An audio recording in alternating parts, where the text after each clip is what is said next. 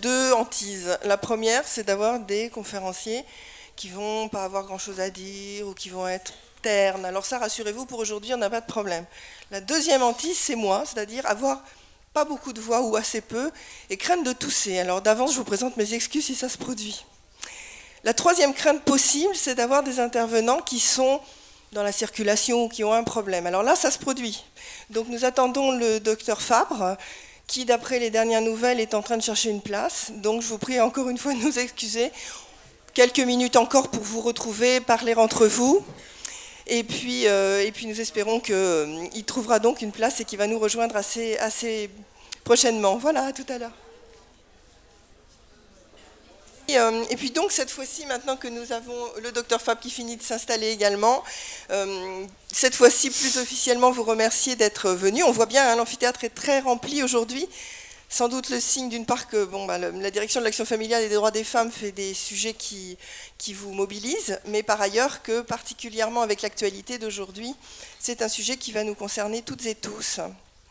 Alors pour ouvrir la journée, comme je vous le disais, nous allons accueillir donc Madame Nora Preciosi, qui est adjointe au maire, qui est déléguée à l'action familiale et aux droits des femmes. Madame Preciosi. Alors bonjour à toutes et à tous, mais je voudrais voir s'il y a des hommes. Levez la main, j'en vois pas beaucoup. Ah, ça va, voilà, me voilà rassurée, ça va. Bon. Alors tout d'abord, je vous remercie d'être venus si nombreuses et si nombreux pour partager ce moment d'information et d'échange. Vous savez que cette année, la lutte contre les violences faites aux femmes a été déclarée grande cause nationale. C'est pourquoi j'ai choisi le thème des violences intrafamiliales pour le cycle des demi-journées d'info et d'échange 2010. En France, tous les ans, on constate environ 160 000 cas de violences intrafamiliales. En 2008, 193 personnes en sont mortes. La famille est le premier endroit où il y a de la violence, qu'elle soit physique, sexuelle, mais aussi psychologique. Ainsi, ce n'est pas seulement la famille qui est mise en danger, mais c'est aussi toute la société. C'est pour tenter d'apporter des explications et des réponses à ce problème difficile, mais aussi douloureux, que nous sommes ici ce matin. Face à cette violence, qui fait hélas partie du quotidien, les intervenants présents parmi nous ce matin vont essayer d'en définir les contours, de faire la différence entre la violence et le conflit. Mais je ne vais pas vous en dire plus, et c'est avec un grand intérêt que nous allons les écouter. Je vais les remercier chaleureusement aussi d'avoir accepté notre invitation. Je vais laisser la parole tout à l'heure à Émile de Vienne, qui animera cette rencontre. Je la remercie aussi de sa présence parce qu'à chaque fois que l'on fait des colloques, elle est toujours présente. Merci Émilie. Pour finir, je voulais vous inviter le 8 mars, Journée internationale de la femme, qui aura lieu au Théâtre La Criée. Alors mesdames, moi je voulais vous dire que, à part faire de la politique, je suis une femme de terrain et que j'ai une permanence où malheureusement, il y a des femmes qui viennent. Et il y a 3 jours de cela, j'ai rencontré une femme qui était rouée de coups. Et vous savez ce qu'elle m'a dit? Quand son mari la frappe, il lui dit « Ne fais pas de bruit, le voisin va t'entendre ». Et ça, il ne faut pas l'accepter, c'est inacceptable. Et c'est pour ça que je vous demande aujourd'hui, il faut nous mobiliser. Ça ne suffit pas de venir dans des colloques. Il faut sortir, il faut aller les chercher, ces femmes, ne pas les laisser. Et je vais demander aussi au commissariat de tous les arrondissements, d'ailleurs, je vais dire son nom, c'est M. Gasperini, qui est proche de la population. Je vais lui demander de créer une cellule pour que les femmes battues soient dans un endroit en retrait du regard de l'autre. Parce que n'oubliez pas, ces femmes, non seulement elles sont frappées, elles sont humiliées, et quand elles arrivent au commissariat, tout le monde les regarde. Et tout ça, ça suffit. Il va falloir qu'on travaille ensemble, main dans la main. Toutes les associations, je vous demande de venir me voir. C'est pas politique, mais je veux qu'on travaille ensemble. Et c'est très important, parce que les femmes battues, c'est pas possible. On ne peut pas les laisser. Et souvenez-vous quand même que Après la Révolution française, on a une grande dame qui a été Olympe de Gouges, qui a été guillotinée. Pourquoi? Parce qu'elle est sortie dans la rue, parce qu'elle a voulu revendiquer ses droits de femme. Et après, si on regarde plus haut, bien sûr, on a eu Simone de Beauvoir, Simone Veil, qui n'étaient pas du même clivage politique. Et ensemble, elles ont fait un travail remarquable. C'est pour ça qu'aujourd'hui, je vous demande à toutes et à tous de venir me voir. Et vous savez qu'aujourd'hui, je suis membre du Haut Conseil national à l'intégration. Et avec vous, nous pouvons refaire monter les choses au plus haut. Donc je vous attends à toutes et à tous, et messieurs aussi, merci d'être là parce que c'est très important de soutenir les femmes et surtout la violence faite aux femmes. C'est un sujet, il faut que ça s'arrête. Merci de m'avoir écouté et je laisse la parole à Émilie. Merci.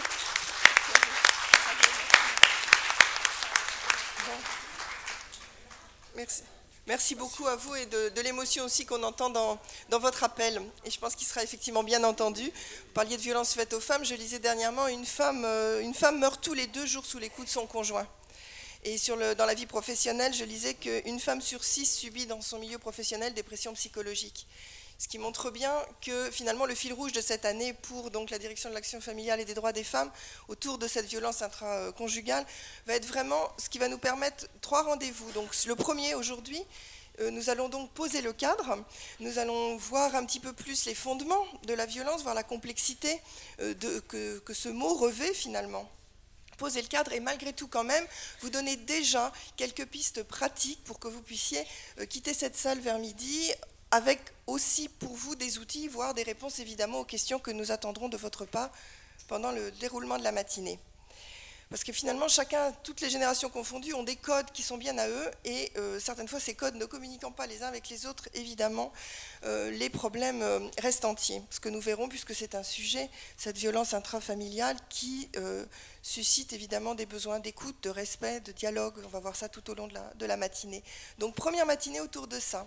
Le fil rouge, on va continuer de le développer et au mois de mai, nous nous centrerons surtout sur les violences familiales, donc conjugales bien évidemment, mais également autour des relations parents-enfants, par exemple.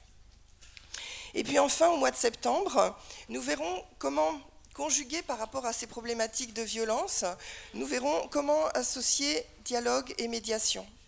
Donc, graduellement, au fil de l'année, vous repartirez encore une fois avec non seulement des repères, je dirais plus théoriques, mais également des outils bien concrets. On le voit donc, c'est un sujet qui est très contrasté, hein, nous le verrons particulièrement avec Madame Billeran tout à l'heure, la violence fait partie de la vie. Donc c'est un sujet qui effectivement est contrasté. C'est un sujet qui est historique. Moi qui aime bien la fiction, je me suis fait plaisir à repenser à la guerre des boutons, mais en fait la guerre des boutons c'est 1910-1913, d'après ce que j'ai relu, et c'est déjà extrêmement violent finalement. Donc aujourd'hui on fait des couvertures entières sur ce qui se passe dans les collèges, et c'est effectivement un des exemples, une des manifestations dramatiques, mais c'était déjà là. Donc on n'est pas dans le bisounours, on n'est pas dans la guerre des boutons, mais on est dans une sorte de continuum historique. C'est également un sujet qui est très actuel, Madame Preciosi nous le disait, une grande cause nationale choisie par notre gouvernement. C'est un sujet très sensible, on le disait, prise de recul nécessaire, temps de réflexion, mais tout en étant, je disais, contrasté, réflexion, mais il faut être dans l'action en même temps. Et puis, nous allons le voir grâce à nos invités, c'est un sujet très transversal qui mobilise bien des professions, bien des sensibilités, bien des courants de pensée et des pratiques professionnelles différentes. Et j'imagine que si on faisait un tour d'amphithéâtre, vous auriez tous et toutes des parcours qui dans la petite enfance, qui dans l'éducation, etc. Et là, nous allons le voir, nous avons également donc cette transversalité du sujet bien représentée par nos intervenants. Alors à ma droite, pour ouvrir le bal, nous allons avoir Madame Ariane Billeran. Alors tout à l'heure, en préparant et en peaufinant les derniers détails, il nous est arrivé une anecdote amusante sur la plaquette que j'espère vous aviez tous lue et appréciée. Madame Billeran est annoncée comme philosophe clinicienne. Et je me dis, tiens, c'est intéressant comme mélange philosophe-clinicienne. Alors Madame Billeran est psychologue clinicienne, philosophe par ailleurs, docteur en psychopathologie. Elle est chargée d'enseignement à l'université Aix-Marseille 1, Aix-Marseille 3. Elle est également l'auteur de beaucoup d'ouvrages. Alors je vais jouer mon Bernard Pivot du moment. Un de ses ouvrages, chez Armand Collin, était sur le harcèlement. Elle en a écrit plusieurs sur le harcèlement, sur l'autorité, également sur le délire aussi. Et en fait, on se disait que philosophe clinicienne, c'était peut-être une posture intéressante et en tout cas qui correspondait parfaitement à son intervention. J'ai eu la chance de la lire avant que vous ne l'entendiez maintenant. Et donc, Madame Billeran nous parlera, dans un cadre plus anthropologique, philosophique, d'une part des fondements de la violence, en quoi on a besoin au départ de la violence pour se constituer en société, mais évidemment qu'il faut la dépasser, la transformer, et elle nous fera également quelques distinctions entre ce qu'est la violence, ce qu'est le conflit, et nous présentera aussi différentes modalités de mise en œuvre, si je puis dire, de la violence. Pour rester dans le courant anthropologique, après nous entendrons mademoiselle Elsa Zotian, qui est donc à l'extrême droite, gauche pour vous, de la table, qui est donc anthropologue, et avec une particularité, elle s'intéresse particulièrement à l'anthropologie associée à l'enfance, alors que plus traditionnellement, on aurait envie d'associer l'anthropologie au monde des grands. Elle est docteure en sociologie également, et à l'école des hautes études en sciences sociales, et spécialiste donc de l'enfance. Alors l'intervention de mademoiselle Zotian sera plus autour d'une part de nos différents points de vue. Je disais tout à l'heure, on a des points de vue, évidemment c'est différent, et ça nous demande du recul, du respect, de l'écoute. Effectivement, nos points de vue et nos codes sont différents selon que nous sommes des adultes ou des enfants, ce dont elle nous entretiendra. Elle nous parlera également du lien entre violence et identité. Par exemple, à l'école, violent parce qu'on veut défendre notre école, notre nom, donc violence et identité. Et puis, elle va nous parler de l'embrouille. Alors, un mot qui semblerait gentil comme ça et sympathique, mais qui, en fait, l'embrouille est surtout un thème qui, au début, a été traité pour les adultes et que Madame Zotian nous invite à aborder également dans le monde de l'enfance. Et puis, au milieu, nous avons donc le docteur Fabre, qui est pédopsychiatre, qui est également, il nous en parlera sans doute, responsable d'un dispositif pour les adolescents qui s'appelle l'association Serena, il nous en dira sans doute quelques mots, et également président d'une association sur le suicide et le mal-être des adolescents. Et nous bouclerons donc cette matinée avec le docteur Fabre sur vraiment d'autres exemples très pratiques, très terrain de sa clinique, de sa pratique quotidienne comme pédopsychiatre, avec l'intention de montrer à quel point la violence finalement se déroule. On parlait de continuum historique tout à l'heure, on pourrait également le dire sur le cycle de vie, puisqu'à toutes les étapes de notre développement, on pourrait imaginer presque l'image d'une boule de neige. Ça commence et puis ça va grossir et ça va nous suivre tout au long de notre histoire familiale, ce dont il nous entretiendra. Voilà. Pour la logistique, voilà ce que je vous suggère. Chacun des intervenants va vous présenter donc son exposé. Si vous avez des questions, elles sont les bienvenues au terme de chacun des exposés. Comme ça, vous ne la regardez pas en se disant « il ne faut pas que j'oublie de la poser tout à l'heure ».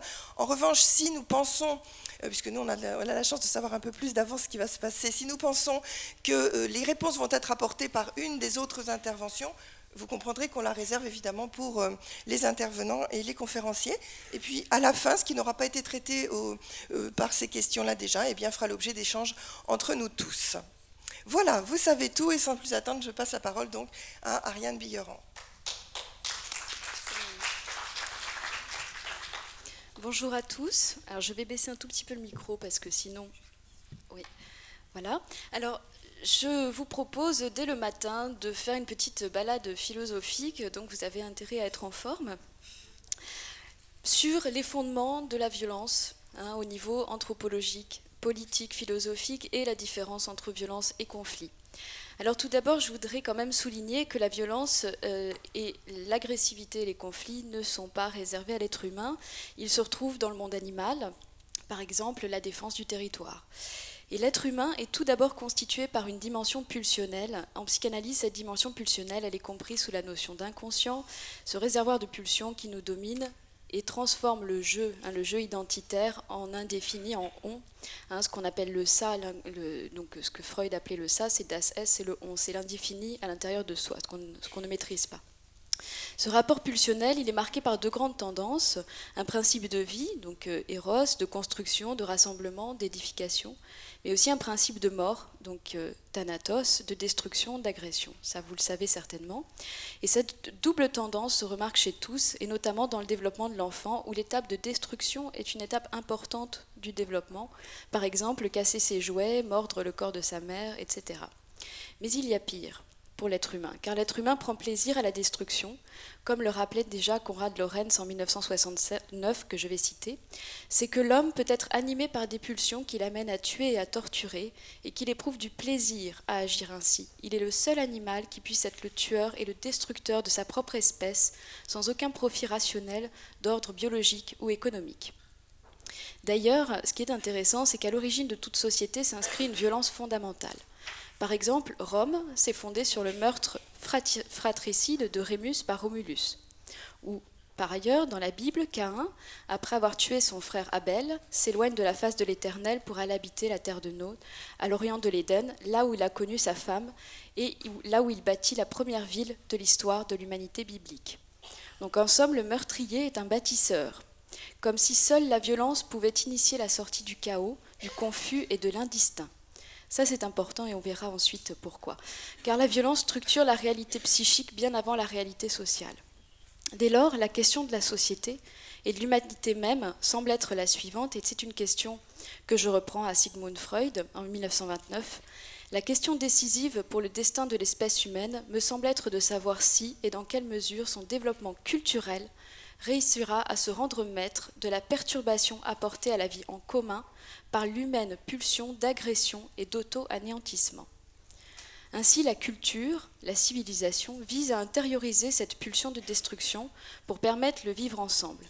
Et l'éducation joue un rôle éminent dans ce développement culturel, car elle exige l'intériorisation des pulsions de destruction, et elle fait naître le sentiment de culpabilité, qui est aussi nécessaire, et la conscience morale. La culture vise donc à nous faire renoncer à notre pulsion de destruction dans l'objectif de former une communauté viable. Donc en somme, et c'est bien là tout ce qui nous intéresse aujourd'hui, la question spécifiquement humaine concerne la transformation de cet état de nature en état de culture, c'est-à-dire en civilisation. Ce renoncement de la violence primitive est voué à l'échec, et il suppose donc deux palliatifs. Le premier, c'est la violence symbolique, et le deuxième, c'est le détournement de cette violence primitive. Donc deux palliatifs. Le premier palliatif, la violence symbolique. Il faut castrer la pulsion de destruction et ça nécessite pour cela une violence bien plus grande encore. Par exemple, le règne du roi Arthur ne fut si prospère que parce qu'il sut faire régner la paix par la violence de ses chevaliers, violence juste, légitime, pacificatrice. Là encore, l'origine du règne est d'une grande violence, l'arrachement par Merlin de l'enfant à sa lignée. Pour le philosophe politique Thomas Hobbes, le développement d'une société politique vise à dompter l'animalité meurtrière de l'homme. C'est le fameux philosophe qui a parlé de l'homme qui est un loup pour l'homme. Et donc ce caractère de dressage de l'animalité meurtrière consiste à condamner le penchant à l'agression en restreignant l'anarchie pulsionnelle individuelle. Pour Hobbes, ce passage ne peut s'opérer que par une violence étatique bien plus grande encore. Alors cette violence, elle peut être totalitaire, comme chez Hobbes, mais elle peut être surtout nécessairement une violence symbolique, par exemple la loi, qui est une violence imposée à tous. Le grand philosophe Hegel dira ensuite la nécessité de la violence symbolique de la loi pour arrêter et somme toute castrer cette violence pulsionnelle primitive. Et cette violence de la loi, elle suppose d'être appliquée à tous pour être acceptée et tolérée. Elle doit être universelle dans son principe, car elle implique un renoncement pour l'individu, renoncement à sa liberté naturelle, au droit illimité à tout ce qui le tente et qu'il peut atteindre, pour un gain bien plus grand encore, mais différé, la liberté civile et la propriété de tout ce qu'il possède. La loi, c'est l'expression de la volonté générale, et elle castre la volonté particulière, par exemple le désir de vengeance d'un des partis. En cela, elle est violente, mais cette violence, elle est diminuée par l'égalité a priori de tous devant la loi. Chacun se donnant à tous ne se donne à personne, et vous aurez reconnu les paroles de Rousseau, le père spirituel et fondateur de notre République. Prenons un exemple. Lorsque l'État, au nom de la prévention de la violence sur la petite enfance, arrache un enfant à une famille maltraitante, c'est un geste extrêmement violent, pour la vie psychique de l'enfant d'abord et la famille ensuite. Mais c'est souvent un geste nécessaire qui régule des désirs de jouissance absolue et de toute puissance et vient apaiser la violence primitive par le message symbolique de l'interdit. Cette violence de la loi est aussi décrite par Freud dans une réponse qu'il fait en 1933 à Albert Einstein. Albert Einstein s'interrogeait au sujet du déferlement de violence dans l'humanité, donc 1933 c'est une date évidemment importante, et il sollicite une réponse du spécialiste de la psychologie et des comportements humains. Freud lui répond que d'après lui, la culture augmente les possibilités de manifestation de la violence en même temps qu'elle les limite. Il existe ainsi une antinomie de la violence et du droit. Le droit s'est formé en réaction à la violence. Et cette violence, elle est primitive. Le droit, il permet le rassemblement des faibles contre la puissance dévastatrice du fort. Donc on sort de la loi du plus fort avec le droit. Il est un écran protecteur contre la violence primordiale. En revanche, le droit, c'est aussi, et c'est là que c'est intéressant, l'expression d'un autre usage de la force, celle de toute une communauté cette fois. La violence est ainsi dépassée, la pulsion destructrice est rendue collective et symbolisée. Sigmund Freud assure en plus que plus on contrôle, plus on cherche à contrôler, moins le contrôle est efficace. Et c'est le cas d'une société qui se judiciarise à outrance, par exemple, comme la nôtre, en exprimant ainsi la faiblesse de la pulsion de vie collective, susceptible d'unir tous les citoyens dans cette communauté. Le droit peut alors devenir, et c'est là aussi que c'est intéressant, l'incarnation de cette pulsion destructrice et de décharge agressive d'une société. Alors, deuxième palliatif, donc là j'ai parlé du premier palliatif qui est la violence symbolique par rapport à la violence primitive. Deuxième palliatif, le détournement de la violence primitive. La violence symbolique, à minima par exemple sur l'interdit du meurtre et de l'inceste, permet ainsi à l'individu de transformer sa pulsion destructrice en œuvre sociale destinée à servir le vivre ensemble. Alors ce détournement de la violence primitive, il peut emprunter le chemin de la sublimation, que vous connaissez certainement, c'est-à-dire le déplacement des instincts primaires vers des buts de nature différente, plus raffinés, socialement reconnus et estimés, et dont l'atteinte procure une satisfaction. Par exemple, le travail ou la création d'œuvres peut être une sublimation. Donc on voit que la constitution d'une culture, c'est-à-dire ce qui permet aux êtres humains de vivre ensemble en société, se fait au prix d'une certaine intériorisation de la violence, d'une part sous le couperet d'une violence symbolique plus grande, d'autre part par son expression canalisée. Le rôle de la culture est donc de canaliser cette violence, cette pulsion de destruction qui n'a pas disparu, mais doit trouver des vecteurs de décharge qui ne soient pas trop destructeurs pour le processus de civilisation. D'ailleurs, l'anthropologie a expliqué la nécessité pour une société qui souhaite canaliser la violence, faute d'avoir la capacité de la supprimer, de développer des moments de purgation de la violence collective. Et ces moments de purgation doivent, pour être efficaces, revêtir un sens spirituel que seul l'humain est en capacité de donner. Donc, c'est l'une des formes importantes développées par l'anthropologie, c'est de canaliser la violence dans ce que l'anthropologie va appeler le sacré, le sens du sacré. Alors, par exemple, dans l'Antiquité, la violence était ritualisée sur un mode sacrificiel, autorisé dans un temps et en espace circonscrit. Donc la violence, elle interroge les notions de groupe, de territoire, de sacré, de bouc émissaire, mais aussi de lien social, d'institutionnalisation et d'autorité. Certaines sociétés ont ainsi assuré un mode de décharge pulsionnelle de la violence, limité dans l'espace et dans le temps, qui permettent une meilleure restauration ensuite du vivre ensemble collectif. Alors par exemple, dans l'Antiquité, il y avait des fêtes comme les Saturnales. Chez les Romains, c'était le jour dans l'année où les serviteurs prenaient la place des maîtres et les maîtres prenaient la place des serviteurs. C'était très circonscrit, mais ça permettait une forme de décharge de la violence subie, en tout cas par les serviteurs toute l'année. Chez les Grecs, on avait le principe du pharmakoi, c'est-à-dire du bouc émissaire institutionnalisé. À un moment dans l'année, il y avait une ou deux personnes qui étaient élues bouc émissaires, et effectivement, la société civile se déchargeait sur eux. Plus près de nous, on a aussi, par exemple, le carnaval, qui était censé en tout cas être une fête de décharge de violence, mais circonscrit dans le temps et dans l'espace. Alors, cette institution politique de la décharge pulsionnelle permettait ainsi de médiatiser, de contrôler la violence dont chacun est porteur, afin de revenir à un ordre des choses qui est plus stabilisé. Alors, les rites sacrificiels sont particulièrement violents, mais comme l'indiquait l'anthropologue René Girard, la faculté de transcender la violence et de la répéter sous une forme symbolisée est essentielle. C'est une utopie de croire qu'on peut supprimer la violence. Donc, ce qui est nécessaire, en revanche, c'est de l'institutionnaliser. Alors, ce que René Girard appelle, pour éviter ce qu'il appelle la crise sacrificielle et qui entraîne bien plus de violences destructrices et non maîtrisées dans la société. Donc, le sacré permet de rendre la violence tolérable dans une atmosphère d'apaisement. C'est ainsi que les mythes et les religions soulignent souvent des malheurs qui peuvent advenir pour celui qui refuse de reconnaître le divin, c'est-à-dire la transcendance sur laquelle se fonde la communauté. Alors c'est tout à fait ce que nous dit la tragédie grecque. Par exemple, dans les Bacchantes, la ville de Thèbes refuse de reconnaître la figure du divin en Dionysos et la communauté connaît un déferlement de violence sans précédent. Le déferlement de violence consiste notamment en une folie furieuse pour les femmes, et un jeune homme est pris pour un animal sauvage par sa mère qui va le démembrer avant de ramener sa tête en trophée, en croyant que c'est celle d'un lion. Donc le message, c'est que pour sortir de la violence, il faut reconnaître quand même un sens spirituel et sacré à l'être humain. Donc c'est une transformation sacralisée de la violence, et la fonction du théâtre dans l'Antiquité, sous l'angle de la catharsis, c'est-à-dire la purgation des passions, avait une utilité citoyenne. Les citoyens recevaient d'ailleurs une compensation financière pour quitter leur travail ce jour-là et venir au théâtre, parce qu'on estimait que c'était extrêmement important qu'ils puissent voir des tragédies, c'est-à-dire l'excès, ce qu'engendre l'excès de violence, par exemple l'excès de violence psychique, dans le personnage de Phèdre que vous connaissez certainement et qui est ravagé par une passion amoureuse dévastatrice. Et en voyant cette violence-là, le citoyen pouvait la condamner, parce que le héros tragique, il est toujours mi-coupable, mi-innocent, et c'est cette culpabilité qui peut être condamnée par le citoyen. Alors faut-il le rappeler aussi, dans cette violence, nous n'aimons pas naturellement notre prochain. Les portables doivent être éteints. Donc nous n'aimons pas naturellement notre prochain.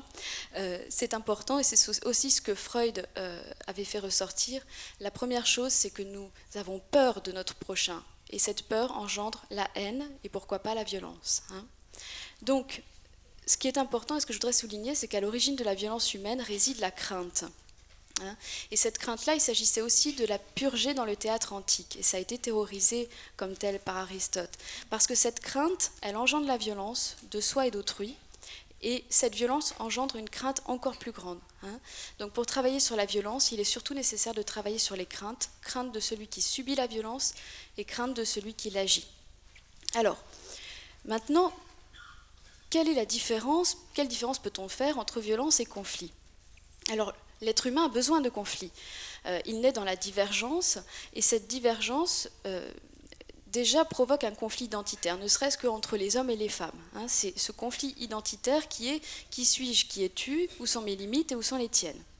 Alors le conflit, c'est le choc en latin, et c'est le combat, et c'est d'emblée nécessaire pour que chacun trouve ses marques. C'est un aspect nécessaire de toute relation qui domine l'ensemble de notre vie psychique, comme l'indiquait déjà Freud en 1915, et c'est une citation intéressante. « Ce qui poussa l'homme primitif à réfléchir, ce ne fut ni l'énigme intellectuelle, ni la mort en général, mais ce fut le conflit affectif qui, pour la première fois, s'éleva dans son âme à la vue d'une personne aimée, et cependant étrangère et haïe. » C'est de ce conflit affectif qu'est née la psychologie. Donc la raison incarne le dépassement du conflit, et l'expression des conflits implique une liberté sociale. Je vous cite Montesquieu qui dit « Si dans l'intérieur d'un État vous n'entendez le bruit d'aucun conflit, vous pouvez être sûr que la liberté n'y est pas. » Le problème n'est donc pas le conflit, il est dans l'expression du conflit. Et il est également dans le maintien du conflit sur la durée, et son non-dépassement, sa fixation dans quelque chose qui ne se dépasse pas. En revanche, quand on dépasse le conflit, c'est une élévation pour tous. Alors, quel est le rapport avec la violence? La violence est un instrument éventuel du conflit. Ça n'est qu'un instrument possible du conflit, et c'est un instrument qui est mis en œuvre lorsque la parole est mise en échec dans le conflit. Donc, la violence peut être cet instrument du conflit quand il s'agit d'imposer à l'autre son opinion. Donc là, je vais faire deux distinctions. La violence dans le conflit qui est égalitaire et la violence qui est inégalitaire. Et on n'est pas sur le même mode. On passe du conflit à quelque chose qui est d'une autre nature. Alors quand la violence est égalitaire, il n'y a pas d'abus de pouvoir l'un sur l'autre, mais il y a un cycle infernal de violence réitérée. Donc c'est la loi du talion, l'œil pour œil, dent pour dent, et la violence ne trouve pas de terme. Elle ne vise pas à transcender le conflit, mais simplement à le maintenir. Donc ça peut être le cas dans certaines familles corses traditionnelles, dont je fais partie, donc je peux en parler un petit peu.